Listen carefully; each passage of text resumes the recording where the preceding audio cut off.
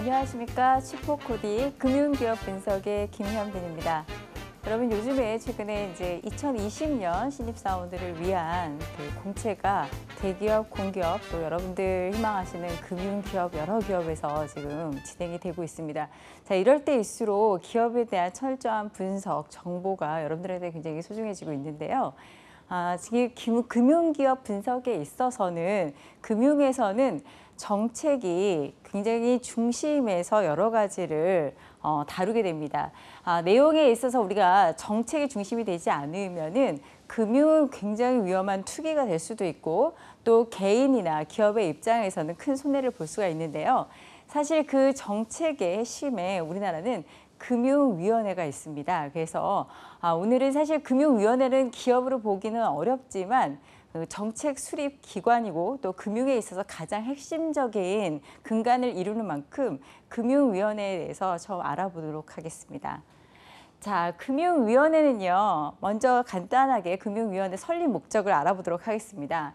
금융위원회는 금융산업의 선진화와 금융시장의 안정을 꾀하고 그다음에 건전한 신용 질서, 공정한 금융거래 관행의 확립을 위해서 설립된 대한민국의 중앙행정기관입니다. 그래서 금융위원회의 위원장은 장관급 인사고요. 최근에 금융위원회 위원장이 이번 정부 들어서 그 첫 금융위원장인 최종구 위원장에 뒤이어서 수출입은행의 은행장이었던 은성수 위원장으로 취임이 되었습니다. 그래서 그 내용도 한번 알아보도록 하고요. 그 금융위원회에 대해서는 자세하게 그 전신에 대해서 알아보게 하겠지만 2008년 2월 29일 금융감독위원회를 개편하여서 설립이 되었고요. 상급기관은 국무총리라고 보시면 될 것 같습니다. 자, 상세 정보 한번 알아보도록 하겠는데요. 아까 말씀드렸듯이 설립일은 2008년 2월 29일을 보고 있는데 설립 근거는 금융위원회의 설치 등에 관한 법률 제3조 1항으로 보고 있습니다. 전시는요, 예전에 금융감독위원회의 금융감독 기능과 그다음에 재정경제부라고 했었죠. 지금 기획재정부의 전신인데 좀 약간의 기능들은 지금 개편이 되고 달라져 있습니다만 재정경제부의 정책 수립 기능을 합쳐져서 지금의 금융위원회의 역할로 이어지게 되었습니다. 지금 소재지는 서울특별시 종로구 세종대로에 위치해 있고요. 직원 수는 한 230여 명 정도 되어 있습니다. 그래서 그 따뜻한 금융, 미래 창조 금융, 튼튼한 금융을 모토로 하고 있고 아까 말씀드린 대로 위원장은 은성수, 그다음에 손병두 부위원장으로 조직이 구성되어 있습니다. 자, 금융위원회 조직도를 한번 살펴보면은요, 제가 아까 말씀드린 대로 이제 위원장, 부위원장, 사무처장으로 해서 그 밑에 각 부서가 형성이 되어 있는데요. 기획조정관, 금융소비자국, 금융정책국, 금융산업국이 나와 있는데 제가 여기서 그냥 단순하게 조직도를 말씀드리려고 했던 건 아니고요.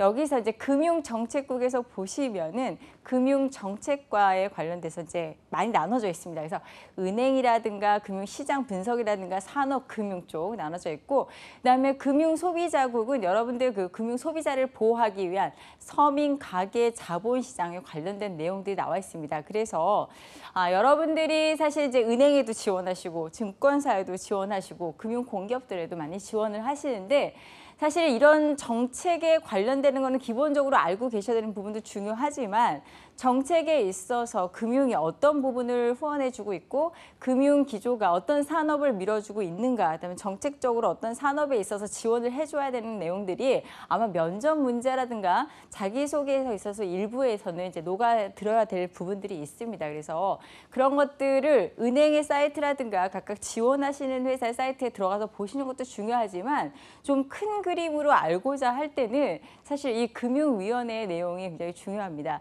예전에 제가 이제 학생들한테도 굉장히 강조했고 방송에서도 강조를 했었는데 보통 이제 한 해를 시작하는 기업들의 이제 그 은행장님이라든가 하는 기관의 수장들의 신년사가 어떻게 보면 그 기관들의 이제 전략을 알 수 있는 내용들이 많이 나오는데요. 그 전략에 앞서서 그 산업 분야의 전체적인 전략을 알려면은 당연히 금융위원회의 그 위원장님의 신년사를 한번 검토해 보시면은 최근에 이제 우리나라의 뭐 많이 등장하고 있는 용어, 뭐 포용적 금융이라든가 혁신 금융이라든가 모험 자본이란 그런 많은 내용들이요. 사실 금융위원회의 많은 정책에 있어서 다 내용들이 나오고 있습니다. 그래서 그런 내용들을 보시면 왜 그곳에 따라서 각 기관, 은행들이라든가 그런 것들이 여기에 따라서 이렇게 움직이고 있고 이러한 정책을 펼쳐서 이렇게 이런 산업에 지원을 해주고 있구나라는 것을 이해하실 수 있을 겁니다. 아마 여러분들 최근에는 어떤 부분에 대한 지원이 많이 강화되고 이야기가 나오고 있을까요?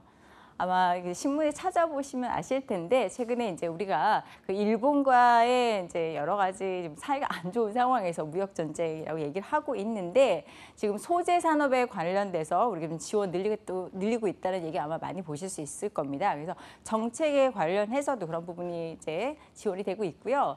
그다음에 이제 가계 대출에 관련해서 지금 아마 나중에도 이것이 우리에게 굉장히 금융 위기의 핵폭탄이 될 수 있다라는 그런 위기감 때문에 가계 부채를 줄이기 위한 또 그다음에 이제 악순환의 고리 굉장히 취약 계층에 있어서 고금리 때문에 어려움을 겪고 있는 포용적 금융에 대한 얘기들이 많이 나오고 있습니다. 그래서 실제 은행에서 많이 대출이 이루어지고 정책 자금들이 나오고 있는데 이거는 금융위원회에서 이렇게 정책을 하겠다라고 하면 실질적인 돈은 이제 한국은행에서 그것들을 지원하게 되고 그 한국은행에서 지원한 돈에 관련돼서 그런 것들을 실무로 다루게 되는 건데 은행에서 각각 다루게 됩니다. 그래서 그 부분을 그 연결해서 보시면 아무래도 좀 이해가 쉬워지실 것 같습니다.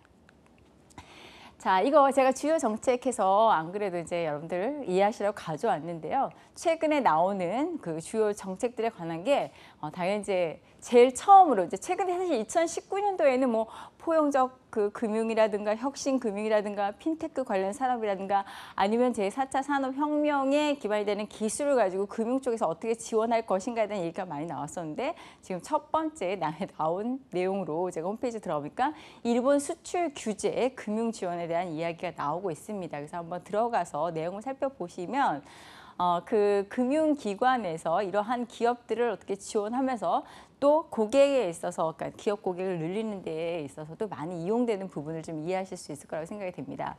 자, 그다음에 2019년 업무 계획은요. 여러분들 구체적인 내용, 이제 전반적인 내용도 나와 있지만 구체적인 내용을 다 다운로드 받을 수 있습니다. 그래서 그 부분에 대해서는 제가 좀 이따 다시 한번 설명을 드리고요. 그다음에 여러분들 잘 아시겠지만 우리나라에서 인터넷 전문은행 K뱅크와 카카오은행이 영업을 개시한 이후로 지금 제3의 인터넷 전문은행을 또 이제 인가를 내줘야 하는데 전번에 설립 인가에 대한 심사를 받고 다 탈락을 했었습니다. 그래서 그 부분에 대한 내용들도 이제 어떻게 지원을 하고 어떻게 규제를 풀 것인가 또는 규제를 어떻게 조정할 것인가에 대한 내용이 나와 있습니다. 그래서 들어가서 한번 보시면 좋겠고요. 아마 여러분들 잘 아시다시피 요즘에 시중은행 자기소개서에 일반 은행, 시중은행들이 이 아마 핀테크, 인터넷 전문에 대응한 영업 방법, 어떻게 할 것인가에 대한 전략 부분에 대해서 쓰게 하는 그런 내용들이 많이 나와 있더라고요. 사실은 그것은 이제 답을 요구한다기보다는 현재 은행들도 그 부분들도 상당히 고민입니다. 그래서 이런 부분에 은행을 오고자 한다면 정말 고민을 했는가, 좀 더 창의적인 생각을 신입사원으로서 갖고 있는가, 그래서 말로만 창의적인 게 아니라 실질적인 것들을 고민해봤냐에 대해서 아마 여러분들한테 많은 답을 요구하게 될 겁니다. 그래서 그런 부분도 아마 정책을 좀 보시면서 고민해 보신다면 도움이 되지 않을까 싶습니다. 자, 그다음에 이제 포용적 금융에 대한 얘기가 나오는데요. 포용적 금융에 대한 얘기는 아마 제가 보니까 이제 이 정부가 약간 이제 진보적 성향을 띠다 보니까 아마 이제 함께 가야 한다는 그런 모토를 많이 걸고 있습니다. 저도 그 일부에 대해서는 좀 찬성을 하는 바인데 아마 여러분도 아시겠지만 이제 금융이라는 게 실질적으로는 정말 자금이 필요한 기업과 이제 사람들이 개인들이 있는데 실제로 그런 자금을 필요한 곳에 자금을 공급하기에는 여러 가지 어려움이 있습니다. 그래서 자금이 정말 풍부하고 현재 혜택을 많이 받고 있는 사람들한테 더 많이 어떤 대출을 하거나 많은 혜택을 주는 데 반해서 실질적으로 그것이 굉장히 목전에서 다급한 사람들인데 그러한 혜택을 주기에는 제도적으로 어려움이 많이 있습니다. 그래서 그런 부분에 대해서 얘기가 많이 나오는데 다름이 아니라 이 부분은 사실은 이제 실질적으로 목전에 그러한 금융 지원이 필요한 사람들은 은행에 실제로 가서 대출을 받기도 어렵거니와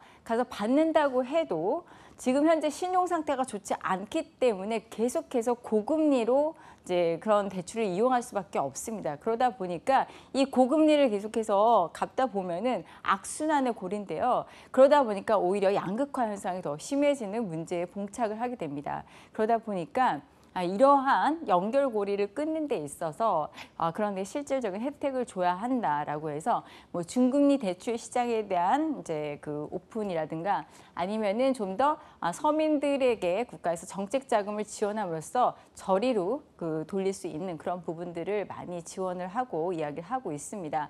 사실 여러분들 아시겠지만 제가 신입사원이 된 다음부터는 여러분들 신용관리를 되게 잘 해야 한다고 말씀을 드린 게 결국 그런 신용관리로 인해서 여러분들이 나중에 정말 필요할 때 은행 문턱에 들어가서 금리에 있어서 개인마다 똑같이 적용을 받는 게 아니라 신용도가 더 좋을수록 금리에 대해서는 혜택을 받고 낮은 금리로 돈을 이용할 수가 있고 신용이 상태가 나쁘면은 그런 걸 관리 잘 못했을 때는 은행에서 약간은 다른 그 분들보다는 금리를 좀 높게 책정받는다거나 나쁜 경우는 은행에서 받지 못하고 제2금융권을 이용할 수밖에 없고 제2금융권을 이용하게 되면 당연히 금리가 높아질 수밖에 없고 또 받을 수 있는 금액도 전체적인 총액이 한계에 있습니다. 그래서 이런 포용적 금융에 대한 논의가 많이 되고 있고 거기 더불어서 사회적 금융이라든지 하는 얘기가 지금 우리 사회에서 많이 대두되고 있는데 그런 부분도 한번 살펴보시고 물론 현재 시중은행들이 이런 사회적 금융이라든가 포용적 금융을 다 수용하기에는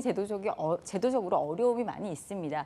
하지만 일부에서는 이제 외국 그 서구 선진국 같은 경우에는 이런 포용적 금융이라든가 사회적 금융에 있어서 단순히 국민에 있어서 혜택을 주고 돕는다는 의미보다는요. 그런 부분에 실질적으로 선순환으로 돌아가게 되면은 사회 보장 비용을 많이 감소를 시킬 수가 있습니다. 그러면은 사실 세금에 있어서 국민들의 부담도 덜어지고 하는 선순환의 구조를 바꿀 수 있기 때문에 자꾸 논의가 되는 거거든요. 그래서 여러분들이 시중은행 입장에서 만약에 포용적 금융과 사회적 금융이라는 것을 받아들이고 제도적으로 개선할 때 어떻게 이런 것들을 제도화 시킬 수 있을지 아니면 실질적으로 고객들한테 혜택을 줄 수 있을지에 대해서 한번 고민해 보는 것도 좋은 아이디어가 아닌가 생각을 합니다. 자, 그다음에 이제 생산적 금융이라는 얘기가 많이 나오는데요. 생산적 금융이라는 거는 결국은 금융이 적시에 적소에 금융 지원을 함으로써 우리의 기업에게 활력을 주고 또 경제에게 활력을 주고 또는 성장 동력이 될 만한 새로운 산업이라든가 새로운 기업을 일으키는 데 있어서의 역할을 할 수 있다라는 것이 이제 생산적 금융에 대한 얘기인데요. 그래서 이제 모험 자본을 성장시켜야 한다 뭐 여러 가지 얘기가 나오고 있습니다. 모험 자본 성장을 한다는 거는 어떻게 보면 지금 스타트업이라든가 그런 기업들이 은행을 이용하기도 어렵고 또 갑자기 어떤 무슨 이제 IPO를 해가지고 자본을 직접 시장으로 조달받기도 어려운 이런 점들이 있어서 그런 새로운 이제 시작되는 기업들에서 어떻게 지원을 할 것인가에 대한 얘기가 많이 나오는데 여러분들도 잘 아실 겁니다. 유니콘 기업이라든가 데프콘 기업이라든가 상장을 하지 않았음에도 불구하고 갑자기 매출이 굉장히 늘고 계속해서 성장 동력으로 어떤 그 기업의 성장, 그 전체 그 나라의 주식 시장에 있어서 견인차 역할을 하는 많은 기업들이 있는데요. 미국 같은 경우는 아시겠지만 팡이라고 해서 페이스북, 그다음에 애플, 아마존, 그다음에 넷플릭스, 그다음에 구글 같은 기업들이 예전과 달리 제조업 베이스가 아니라 다 IT라든가 디지털 분야에 있어서 또는 플랫폼 기업으로서 지금 주식시장, 미국의 주식시장을 이끌고 있습니다. 그래서 우리나라도 이런 기업들이 나오기 위해서는 미국의 실리콘밸리 같은 그런 지원하는 정신과 제도가 필요하다라는 중요성이 계속해서 대두되고 있기 때문에 여러분들 그 부분에 대해서 좀 관심을 갖고 계시길 부탁드립니다. 자, 그다음에 핀테크, 인터넷 전문 은행도 어떻게 보면 핀테크를 기반으로 하는 거지만 그 외에도 지금 많은 얘기들이 나오고 기법들이 나오고 있는데요. 그 바탕에는 예전에는 대형 은행들만 이용할 수 있었던 한국은행에 있어서 여러 가지 시스템이라든가 그런 것들을 일부 쪼개서 작은 기업들도 이용할 수 있도록 많은 시장이 이제 그 개방이 되고 있습니다. 그러다 보니까 뭐 송금 시장이라든가 그런 것들을 뭐 토스라든지 그런 것들을 이용해서 굉장히 활성화되고 있는데 이런 부분에 있어서 기술적으로도 마케팅이라든가 그런 거에서도 많이 뛰어들고 있는 이만큼 여러분들 이 핀테크 기술은 제가 보니까 전형적으로 금융과 기술의 융합적 사고가 필요한 부분이 아닌가 싶습니다. 그래서 이런 부분에 관심을 가지는 분들이 저는 좀 공대라든가 IT 쪽에 있는 전공자들이 보니까 요즘에 제가 공대에도 강의를 이제 가끔 나가는데요. 금융상품에 대한 관심들은 많이 갖고 계신 것 같아요, 이미. 왜냐하면 이제 은행을 벗어나서 투자해야 한다고 생각하는데 그 이면에 그것들을 움직이고 있는 금융에 있어서의 컨텐츠와 기술에 대해서 관심을 가지면은 여러분들의 취업과도 직결될 수 있는 좋은 그런 아이디어가 아닌가 생각을 합니다. 자, 지금 보시는 것은요, 금융위원회 홈페이지입니다. 여러분들 은행에 지원하시더라, 증권사 지원하실 때 각 기업에 지원을 하실 때 홈페이지 굉장히 열심히 보시는데 사실 금융의 전체적인 자원의 보고 여러 가지 정보가 너무 많이 담겨 있는 금융공기업, 제가 지난번에는 한국은행의 홈페이지에 엄청나게 많은 정보와 자원이 있다고 말씀을 드렸습니다. 보고서도 있고요. 여러분들 그런 거 보고서 한번 전체적으로 보시면은 용어도 이해하기 쉽고 정책이 이렇게 가고 있구나. 그래서 그런 가끔 보면은 은행 면접 볼 때라든가 금융공기업 면접 볼 때 굉장히 어려워하시는 부분이 있는데 그거는 용어 자체의 문제라기보다는 전반적인 흐름에 대한 이해가 부족하기 때문이거든요. 그래서 그걸 보시기 어려워하시는 면이 있는데 금융위원회는 한국은행, 금융통화위원회처럼 통화에 관련된 것뿐만 아니라 금융 전반적으로 그래서 자본시장에 관한 것도 뭐 은행, 증권사 자본시장에 관한 거, 캐피탈, 그다음에 대체투자 요즘 그런 부분에 있어서 전체적으로 내용들이 엄청나게 많이 나와 있습니다. 그래서 그걸 한번 보시면 좋을 것 같아서 제가 안내를 해드리려고 홈페이지에 대해서 내용을 가져왔는데요. 자, 보시면 정책마당이라는 게 있습니다. 정책이 제가 근간이 된다고 말씀을 드렸었죠. 그래서 여기에 관한 거는 뭐 금융정책, 그다음에 은행, 보험, 중소서민정책 관련된 것들이 많이 나와 있고요. 여러분들 요즘에 중소서민들에 대한 지원, 따뜻한 금융, 행복한 금융, 각 은행마다 많은 모토를 갖고 있는데 여기 내용이 들어가서 보시면 그런 거에 대해서 아이디어를 얻기가 굉장히 쉬울 거로 생각을 합니다. 자, 그다음에 이제 재미로서는 금융시장 역사. 금융시장 역사를 좀 이해하다 보면은 금융에 대한 게 좀 딱딱한 게 아니라 굉장히 재미있구나. 그러니까 하나의 흐름으로 좀 볼 수 있는 부분이 있습니다. 그래서 한번 살펴보시기 바라고요. 여기 정보마당에 이제 들어가서 보시면 여러 가지 법령 정보도 있고요. 경영 공시도 나와 있고요. 그다음에 금융 용어 사전이 나와 있습니다. 여러분들 금융 용어 같은 것들 정의들을 정확하게 알고 있는 게 규정 짓는 데 있어서 굉장히 중요합니다. 게다가 면접에 하나의 정의를 물어봤을 때 그냥 사전에서 있는 것만 외워서 대답하는 게 아니라 본인만의 구조화가 좀 필요하거든요. 왜냐하면은 뭐 금융시장이 뭐냐라고 말을 할 때만 해도 그냥 금융상품이 거래되는 곳이 아니라 거기에 대한 역할, 기능에 대한 것들을 같이 곁들여서 말씀하시면은 아무래도 더 좋은 다른 지원자와 차별되는 좋은 점수를 받으실 텐데 그러려면 내용에 이제 좀 내실이 있어야 한다고 생각합니다. 그래서 들어가서 한번 보시고요. 자, 요번에 새로운 이제 금융위원회 위원장이 되신 은성수 위원장입니다. 요번에 이제 취임을 하면서 인사말에 올려놓으신 얘기입니다. 그래서 금융에 있어서 어떤 부분이 중요한가 한번 내용을 살펴보도록 하겠습니다. 자, 최근 우리 금융을 둘러싼 환경은 빠른 속도로 변화하고 있고 금융의 역할에 거는 기대가 나날이 높아지고 있는데 이러한 변화와 기대에 부응하기 위해서는 안정, 균형, 혁신이라는 세 바퀴가 조화롭게 굴러가야 한다고 생각합니다라는 내용이 나와 있습니다. 그래서 안정은 금융시장 안정. 여러분들 아시겠지만 요즘에 굉장히 불확실성이 많습니다. 정치도 갑자기 우리나라한테 유리한 내용도 불리하게 되기도 하고 갑자기 전쟁 위험에 있기다가도 극적으로 해서 화해 무드가 생기기도 합니다. 사실 그러한 정치적인 이슈는 정치적인 이슈로 끝나는 것이 아니라 금융시장에 그대로 영향을 미치게 되고요.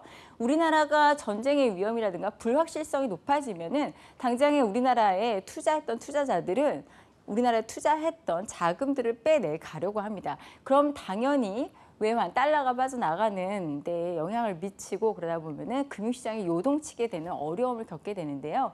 이러한 위험에 있어서 항상 어느 정도 균형을 유지할 수 있는 안정이란 부분이 굉장히 요즘에 중요하게 강조가 되고 있습니다. 그래서 그렇게 안정적으로 기반을 마련하기 위한 여러 가지 리스크라든가 이런 것들에 대해서 대응하는 능력들을 강조하고 있고요. 그다음에 이제 혁신 성장 지원을 위한 금융의 역할을 확대하겠다라는 내용이 있습니다. 제가 말씀을 드렸듯이 요즘 여러분들 아까 이제 그 부분에 말씀을 드렸지만 금융은요, 금융이 단독으로 가는 게 아니라 다른 그 산업과 굉장히 밀접하게 영향을 미칠 수밖에 없습니다.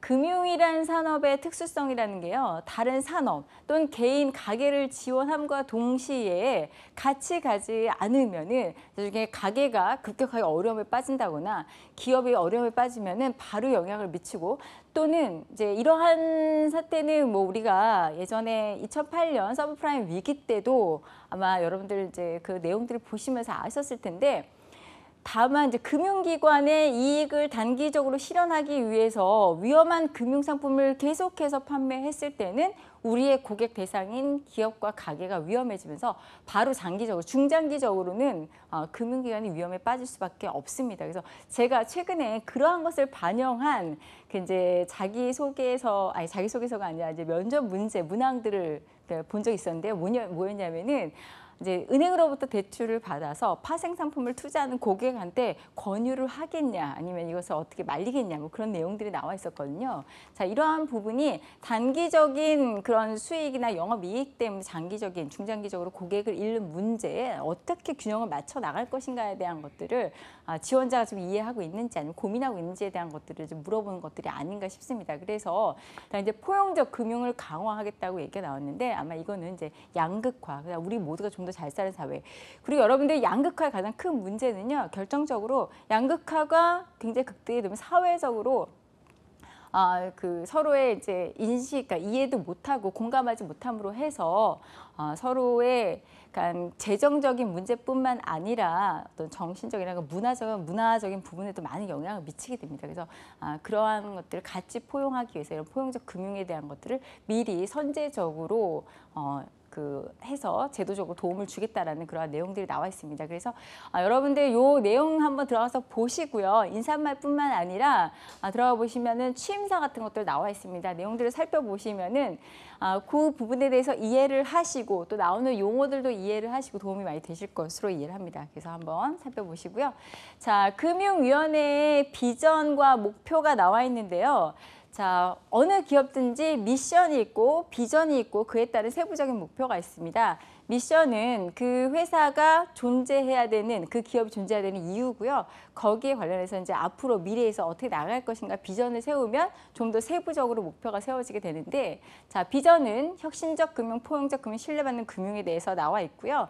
또 여기 신뢰에 대한 부분들은 뭐 요즘 채용 비리라든가 그런 것들도 굉장히 금융기관은 그런 부분에 대해서 이제부터는 신뢰할 수 있다라는, 공정하다라는 것들을 보여주기 위해서 많은 노력을 하고 있습니다. 그래서 그 내용들을 한번 살펴보시고요. 자, 이것도 홈페이지에 나와 있는 내용입니다. 그래서 들어가 보시면 혁신 금융에 관련된 좀 세부적인 사항들이 나와 있는데, 예를 들면서 여기에는 뭐 주력 상업 경쟁력 제고라든가 혁신 중소기업들에 대한 자금 지원이라든가, 자, 혁신 중소기업 자금 지원하면은 벌써 여기하고 연관돼서 제가 지난번 한번 설명드렸던 뭐 신용보증기금이라든가 그런 데서 또 기술보증기금이라든가 그런 데와 같이 해서 많은 움직임이 있겠죠. 자, 그다음에 모금자금 공급 저변 확대라든가 창업 생태계 활성화를 시키겠다는 얘기가 나와 있습니다. 그래서 이제 그 핀테크, 금융혁신, 그다음에 소비자 중심의 포용적 금융 관련된 얘기가 나와 있고요. 그다음에 공정성, 투명성. 누구나 하는 데 있어서 좀 친하거나 아니면 뭔가 힘이 있거나 그런 사람이 아니라 어떤 절차에 대한 것이 정확하게 오픈이 돼 있어서 이것을 밟으면 누구든지 시도할 수 있고 좀 손쉽게 다가갈 수 있도록 하겠다는 내용이 나와 있습니다. 자, 주요 업무 계획을 보시면요. 2019년도는 당연히 업무계획 저희가 내용을 이제 확인할 수가 있고요. 더불어서 2008년, 2017년, 18년 다 해서 내용들이 나와 있습니다. 그래서 들어가 보시고 좀 어떠한 변화를 최근 3년 정도는 한번 내용을 보시는 게 도움이 될 거라는 생각이 들고요. 자, 지금 현재 2019년에 있어서 금융정책 방향은 이제 얼마 남지는 않았지만 아마 올해의 내용들이 내년에 반영돼서 약간의 수정 내지는 변화가 있을 텐데요. 5대 추진 과제가 경제 활력 제고를 위하여 금융의 역할을 강화하고, 이게 이제 생산적 금융이겠죠. 그다음에 핀테크 등 금융 부분 혁신 속도를 가속화하고, 그다음에 소비자 그 중심의 금융 시스템을 구축하겠다. 예전에는 어떻게 보면 사용자 중심으로 가는 내용들이 많았습니다. 근데 이제 요즘에 점점 더 소비자, 그다음에 그 만족을 위한 게 우리 회사 만족, 우리 기업의 만족이 아니라 소비자가 만족할 때 우리 회사가 좋은 회사다. 그러니까 우리의 수익이 1등이다. 우리의 지금 영업이익이 1등이다가 문제가 아니라 소비자 만족도를 가장 우선으로 치겠다. 그런 내용들이 바로 반영이 돼서 은행 같은 곳에도 많이 이야기가 나오고 있습니다. 그래서 그런 내용 한번 보시고요. 그다음에 공정하고 투명한 금융 질서 확립. 투명하게 되어 있을수록 여러분들이 이용하기도 쉽고, 그다음에 정확한 역할을 하는 게 아닌가 싶습니다. 그리고 이제 확고한 금융 안정 유지가 2019년 금융 정책 방향이었습니다. 자, 게다가 2020년 정책 방향은요, 위원장이 바뀐 만큼 아마 그런 부분의 가치관이라든가 사고가 일부는 반영이 될 거라고 보여져서 여러분들 2020년 이제 10년사 나오시면 한 번 더 검토를 해보시기 바랍니다. 자, 금융위원회 업무 계획을 자세히 보시면요, 여러분들 은행에 들어가서 보시면은 은행에는 상품들, 이제 각 시중은행들이 상품 중심별로 나와 있고 정책에 관련된 것들이 이렇게 많이 나와 있지는 않습니다. 근데 이제 금융위원회가 그 은행들에 있어서 전략에 그 근간이 되는 정책들을 다 내용을 표시하고 있기 때문에 들어가서 보시면 이제 금융위원회 업무 계획, 금융위원장의 이제 그 금융위원장의 신년사 같은 것들이 정확히 나와 있고요. 요즘 최근에 나오고 있는 정책들에 관련한 이야기가 나오고 있습니다. 그래서 그거 한번 내용 살펴보시기 바랍니다. 자, 금융시장 동향도 나와 있죠. 지금 동향이 중요한 건 미래 예측에 반영이 되기 때문입니다. 그래서 미래 예측에 대한 질문이 나올 때도 아마 여러분들께서 이런 동향을 이해하신다면 예측하기가 굉장히 좋을 거라고 생각하고 홈페이지에 들어가서 한번 이런 내용 한번 보시기 바랍니다. 여기는 알림 마당에 나와 있고요. 자, 이거는 이제 금융위에 관련된 뉴스인데요. 금융위로 쳐보셔서 구글에서 검색하시는 것도 좋은데, 금융위라는 단어를 쳐보시고 이제 구글이나 네이버 같은 데 포털에서 뉴스를 한번 검색해 보시면 기본적으로 정책에 관련된 것들, 특히 금융위원회에서 발표한 것들이 내용이 상당히 많이 나와 있습니다. 그러면 이렇게 방향을 가고 이런 것들이 시중 그런 그 금융기업에서 반영을 해서 하고 있구나라는 것들을 이해하실 수 있을 것입니다.